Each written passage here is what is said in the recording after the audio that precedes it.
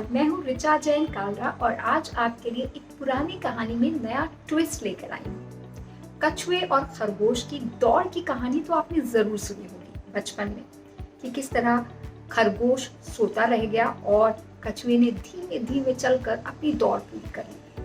तो इस पुरानी कहानी का सबक तो ये है कि जो लगातार चलते रहते हैं अपने लक्ष्य की तरफ, भले ही धीमे ही सही, वो जरूर जीतते हैं। लेकिन ट्विस्ट अब है।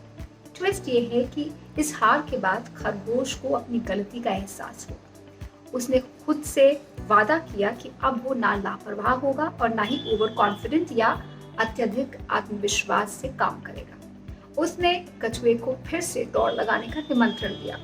कछुआ मान गया।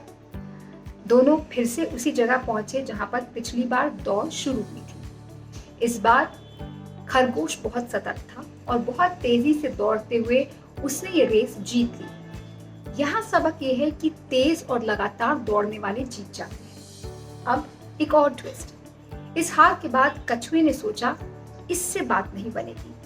मैं रफ्तार के मामले में खरगोश को पछाड़ नहीं सकता, कुछ और करना पड़ेगा। उसने काफी सोचा और उसे तरकीब सूझी। ये मामला गुजरात के अहमदाबाद का है। ये जो पुरानी दौड़ थी वो पाल्दी से नवरंगपुरा के बीच में थी।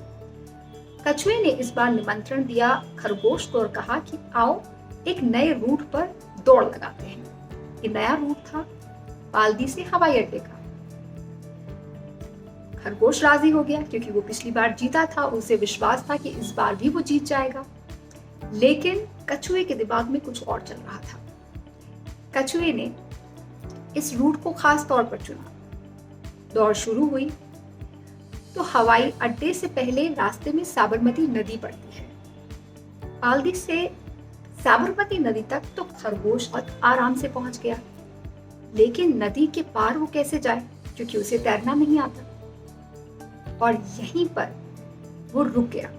थोड़ी देर बाद धीरे धीरे चलते चलते कछुआ पहुंचा और वो बहुत आराम से शांत भाव से मुस्कुराते हुए नदी में उतर गया, क्योंकि वो तैरना जानता था।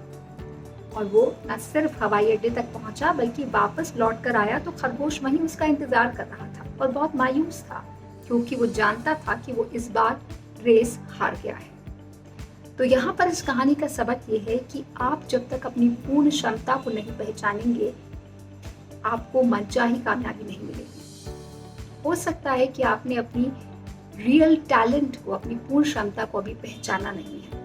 ऐसा क्या है जो आपको दूसरों से अलग करता है और कैसे आप उसे अपने फायदे के लिए, अपनी कामयाबी के लिए इस्तेमाल कर सकते हैं। उम्मीद करती हूँ कि आपको ये वीडियो पसंद आया होगा और आप मुझे YouTube पर ज़रूर फॉलो करेंगे। नमस्कार।